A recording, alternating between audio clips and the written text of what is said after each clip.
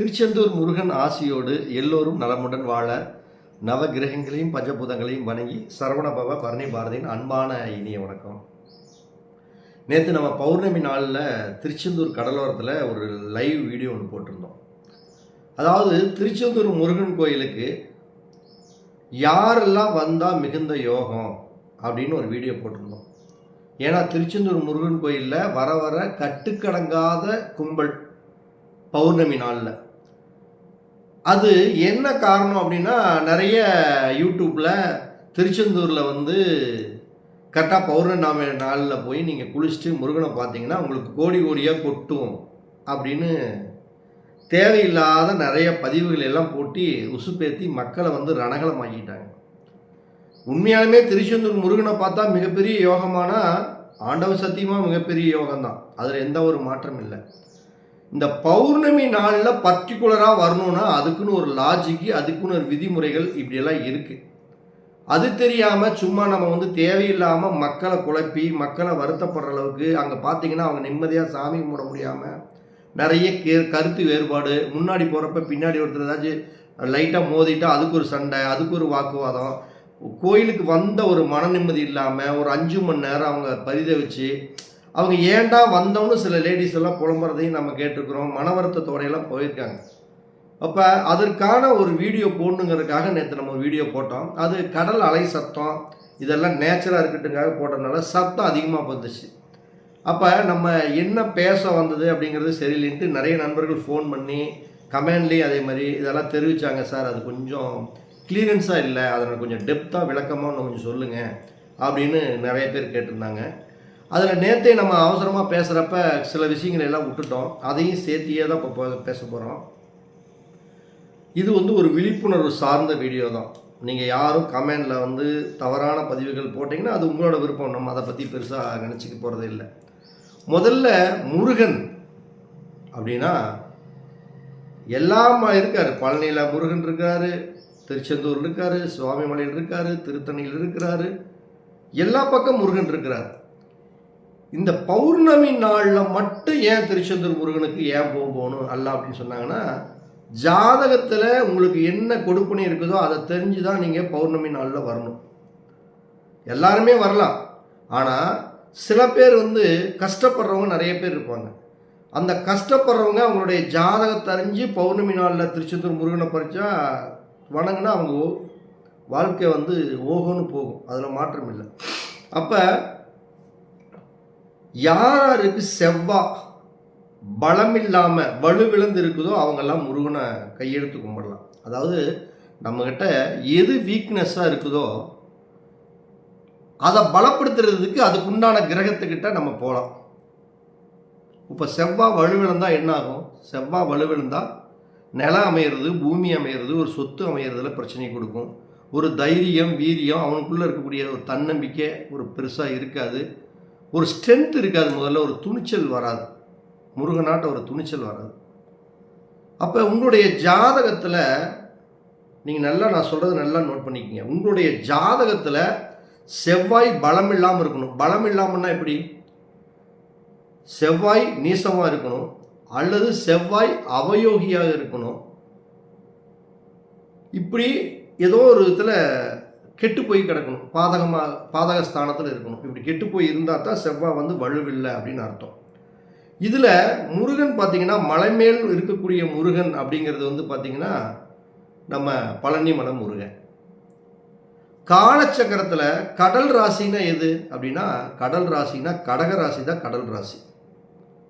அப்போ அந்த கடல் ராசியில் இருக்கக்கூடிய அந்த கடகத்தில் தான் செவ்வாய் அப்படிங்கக்கூடிய ஒரு கிரகத்திற்கு நீசம் அப்படிங்கக்கூடிய ஒரு அமைப்பை கொடுத்துருக்காங்க. நீசம்னா வலுவில்லைன்னு அர்த்தம்.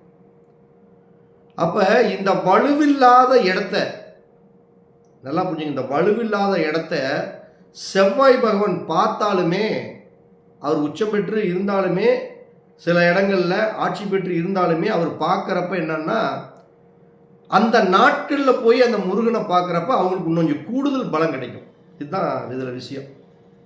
அதுக்கோசரம் எல்லாருமே போய் உளுந்தாங்க அவுத்தானே அங்கே போயிட்டு இருக்க வேண்டிய அவசியம் இல்லை. அதுக்குன்னு உங்களுக்குன்னு ஒரு நாள் இருக்குது, அங்கே நீங்கள் போகலாம். அப்போ செவ்வாய்க்கு பார்வை என்ன அப்படின்னு பார்த்தீங்கன்னா, செவ்வாய்க்கு 4ஆம் இடம், 7ஆம் இடம், 8ஆம் இடம் பார்வை. அப்போ செவ்வாய்க்கு 7ஆம் இடம், 8ஆம் இடம் பார்வை அப்படின்னா, கடகராசியில் செவ்வாய் நேசமாகிறாரு. அப்போ கடகராசிக்காரங்க போகலாமா அப்படின்னா, தாராளமாக கடகராசிக்காரங்க,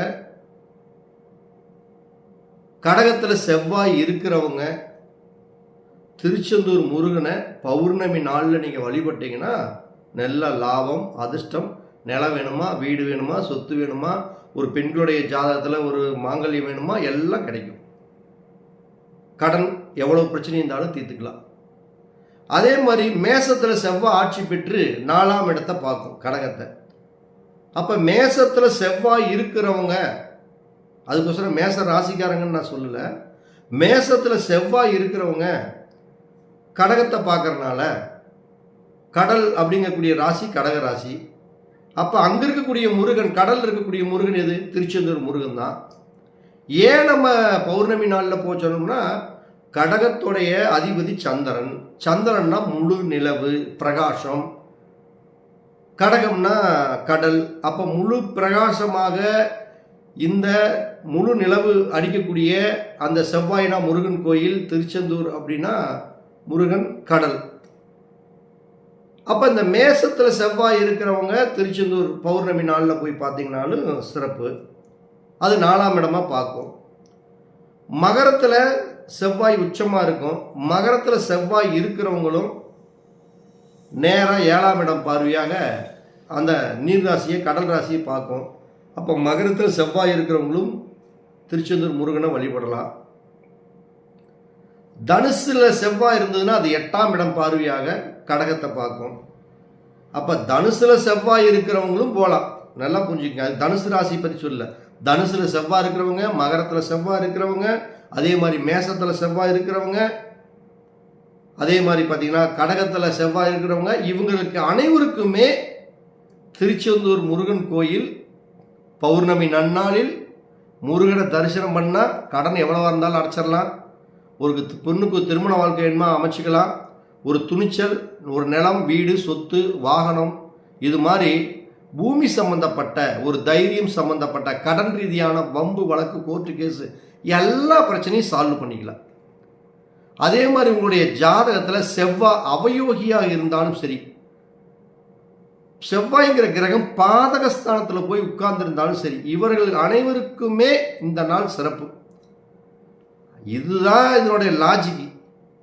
இதை விட்டுட்டு எல்லாம் யூடியூப்பில் அதை இதையும் தப்பு தப்பாக சொல்லி எதையோ ஒன்று போட்டு பொருளை கிளப்பி ட்ரெண்டிங் பண்ணுங்கிறதுக்காக நல்லா முருகனை போய் தரிசனம் நல்ல நாளில் போய் நீட்டாக அவங்க வழிபட்டு ஒரு குடும்பத்தோடு சந்தோஷமாக வர்றவங்க கூட நெருக்கடியில் போய் மாட்டிக்கிட்டு முடிச்சுக்கிட்டு கடைசியில் சங்கடங்கள், வருத்தங்கள், அங்கே ஒரு மன நிறைவு இல்லாமல் இந்த பக்தர்கள் வந்துட்டு போகிறாங்க. இது முற்றிலும் நீங்கள் புரிந்து கொள்ளக்கூடிய விஷயம். புரிஞ்சுக்கணும் மற்றவங்க எல்லாமே. மற்றவர்கள் அனைவருக்குமே இந்த திருச்செந்தூர் முருகன் பயன்படுமானா எல்லாத்துக்குமே திருச்செந்தூர் முருகன் வாரி வழங்குவார். அதில் மாற்றமே இல்லை. நான் சொன்னவங்க மட்டும் திருச்செந்தூர் பௌர்ணமி நாளில் நீங்கள் போகலாம், கடலில் குளிச்சுட்டு முருகனை பார்க்கலாம். மற்றவங்க எல்லாமே நீங்கள் என்ன நட்சத்திரத்தில் பிறந்திருந்தாலும் சரிங்க, உங்களுடைய ஜென்ம நட்சத்திரத்தன்னைக்கு போங்க. உங்களுடைய ஜென்ம நட்சத்திரத்துக்கு அதனோட அணுஜென்மம் திரிஜென்மம்னு ஒரு நட்சத்திரம் இருக்கும். அந்த நட்சத்திரத்தன்னைக்கு முருகனை போய் நீங்கள் தாராளமாக திருச்செந்தூரில் வழிபட்டு குடும்பத்தோட சந்தோஷமாக போங்க. வேண்டுனதெல்லாம் கிடைக்கும். பௌர்ணமி நாளில் தான் நீங்கள் போகணும்னு அவசியம் 100% இல்லவே இல்லை. அது என்ன திரிஜென்ம நட்சத்திரம், அணுஜென்ம நட்சத்திரம்னா, ஒரு உதாரணத்துக்கு பரணி நட்சத்திரத்தை பிறந்தவங்களாக இருந்தால் பரணி நட்சத்திரம், அதனுடைய இன்னொரு நட்சத்திரம் பூர நட்சத்திரம், அதனுடைய சுக்கரனுடைய இன்னொரு நட்சத்திரம் பூராட நட்சத்திரம். இப்படி 3 நட்சத்திரத்துக்கு நீங்கள் போகலாம். பசுவினா அசுவினி, மகம், மூலம், இப்படி இந்த நட்சத்திரத்தன்னைக்கு போகலாம். ஒன்று. அதே மாதிரி கோர்ட்டில் கேஸ் இருக்குது, வம்பு இருக்குது, கடன் ரீதியான பிரச்சனை இருக்குது, நான் எதிரிகளை வெல்லணும், நான் ஏகப்பட்ட சிக்கலில் மாட்டிட்டு முடிக்கிறீங்கன்னா, உங்களுடைய ஜென்ம நட்சத்திரம் என்னவோ அதற்கு 6வது நட்சத்திரத்தன்னைக்கு போய் ஒரு கடன் இருந்ததுன்னா முருகன்கிட்ட மண்டிக்கிட்டு கேளுங்க. ஒரு வம்பு வழக்கு, கோர்ட்டு கேஸு, இந்த மாதிரி எந்த பிரச்சனையாக இருந்தாலும் சரி, நிலத்தகராறு, பொலித்தகராறு, பங்கு தகராறு, இந்த மாதிரி எந்த ஒரு கோர்ட்டு கேஸ் சம்மந்தப்பட்ட, போலீஸ் சம்மந்தப்பட்ட எந்த மாதிரி ஒரு பிரச்சனையாக இருந்தாலும் உங்களுடைய ஜென்ம நட்சத்திரத்துக்கு 6வது நட்சத்திரத்தன்னைக்கு தயவு செய்து போய் முருகன்கிட்ட வழியிட்டு நல்ல கடலில் குளிச்சுட்டு போய் முறையாக கேளுங்க. அதை விட்டுட்டு நீங்கள் சும்மா அவங்க இவங்க யூடியூப்பில் சொன்னாங்கன்னு தேவையில்லாமல் திருச்செந்தூர் முருகன் கோயிலுக்கு பௌர்ணமி நாளில் வந்து உங்களுடைய மன அமைதியை இழக்காதீங்க. ஏன்னா 5 மணி நேரம் 6 மணி நேரம் ஒரு குட்டிகளை கூட்டிகிட்டு வந்து குழந்தை அழுகுது, அவங்க கஷ்டப்படுறாங்க, ஏன்டா வந்தேன்னு புலம்புறாங்க, வீட்டுக்காரர் ஒருத்தன் டென்ஷன் ஆகி சம்சாரத்தை அடிச்சிட்டாப்ல, இதுக்கு தாண்டி நான் வரல அப்படின்னு சொல்லி. இதெல்லாம் வந்து நிறைய நான் இந்த ஒரு 2 வருஷமாக நான் அப்படியே பார்த்துக்கிட்டே வந்துட்டு இருக்கிறேன். இதெல்லாம் பிரச்சனை தான். அப்போ யாரெல்லாம் போகணும்னா, நீங்கள் உங்கள் ஜாதகத்தில் செவ்வாய் பலம் இழந்தவர்கள் மட்டும் போங்க, சிறப்பாக இருக்கும்.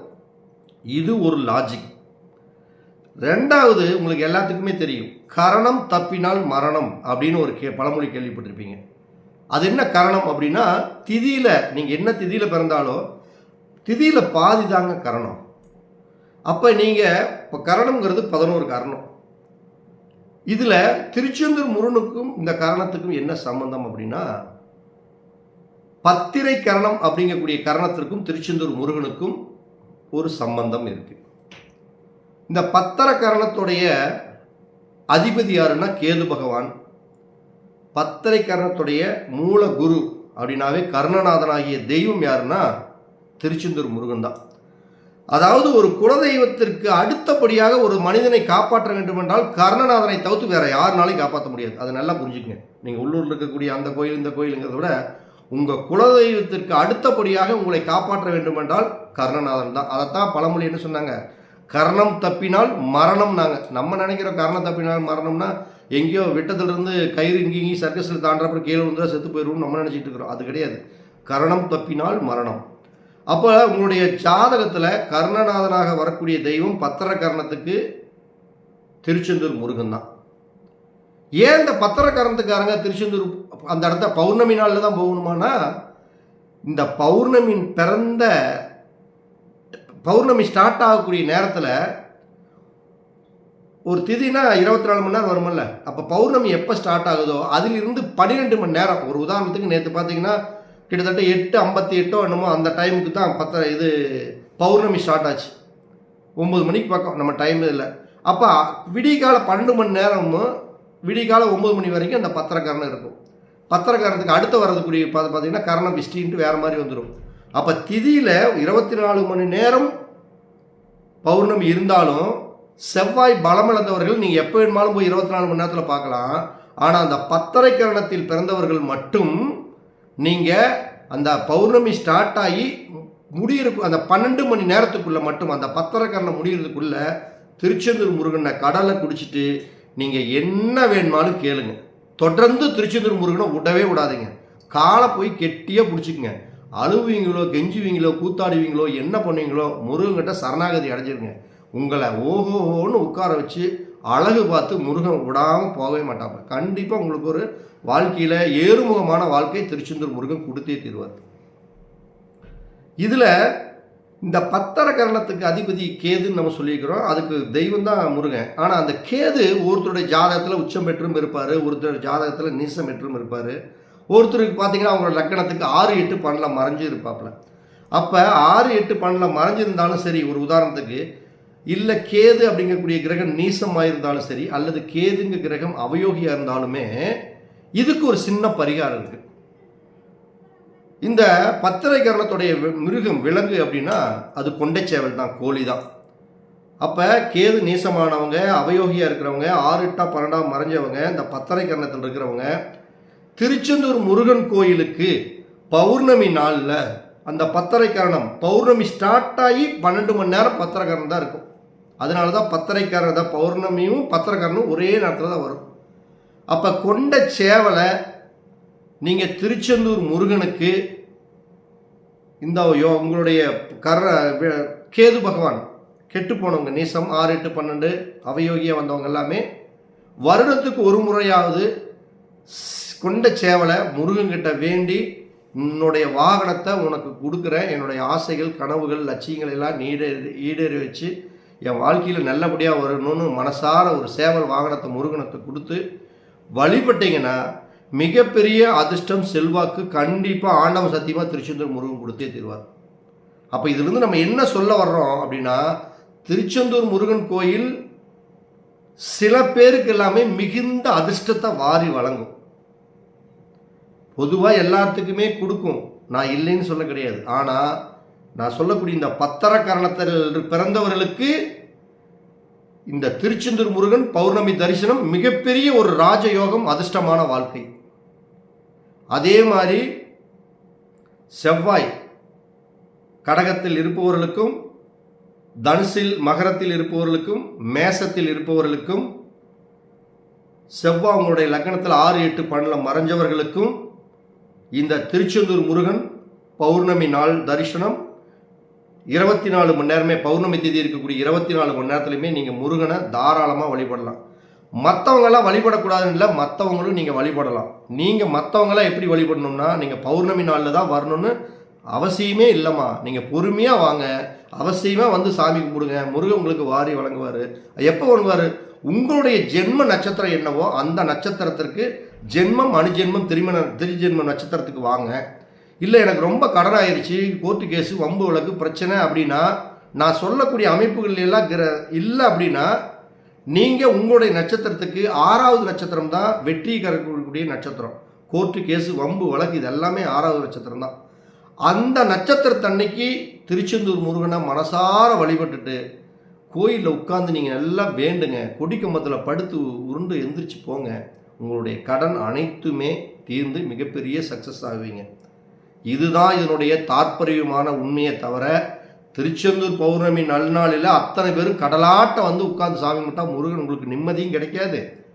சில கஷ்டமானவர்கள் உங்களுக்குன்னு ஜாதகத்தில் என்ன கொடுப்புணி இருக்குதோ அவங்க மட்டும் அன்னைக்கு வாங்க. மித்தவங்கெல்லாம் நீங்கள் அந்த நாளில் வந்தாலும் ஒன்று தான், வள்ளினாலும் ஒன்று தான். உங்களுக்கு பெரிய பலன் கிடைக்க போகிறதில்ல.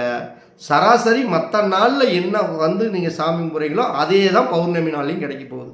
அப்போ ஏன் மற்றவங்க அவங்கள ரிஸ்க் எடுத்து நீங்கள் குடும்பத்தோடு வந்து இங்கே மன வருத்தம், சங்கடம் இப்படியெல்லாம் ஏன் ஒரு சாமி கும்பிட்ட திருப்தி இல்லாமல் போகிறீங்க? அப்போ சாமி கும்பிட்ற ஒரு திருப்தியோடு வந்து நீங்கள் முருகனை வழிபட்டீங்கன்னா அனைவருக்குமே அவர் மிகப்பெரிய ஒரு அதிர்ஷ்டத்தை வாரி வழங்குவார் அப்படிங்கிறது தான் இன்றைய பதிவு. அதைத்தான் நம்ம நேற்று பேசியிருந்தோம். இந்த பதிவை மற்றவர்களுக்கும் ஷேர் செய்யுங்க, லைக் பண்ணுங்கள், கமெண்ட் பண்ணுங்கள். உங்களுக்காகத்தான் உண்டான ஒரு பதிவு. இந்த வீடியோவை பார்க்குறவங்க மற்றவர்களுக்கும் இந்த பதிவை அனைவரும் ஷேர் செய்யுமாறு நம்ம அன்போடு கேட்டுக்கொள்கிறேன். இந்த பதிவை இவ்வளோ நேரம் பார்த்தவங்களுக்கு அனைவருக்குமே என்னுடைய மனமார்ந்த நன்றி, வாழ்த்துக்கள்.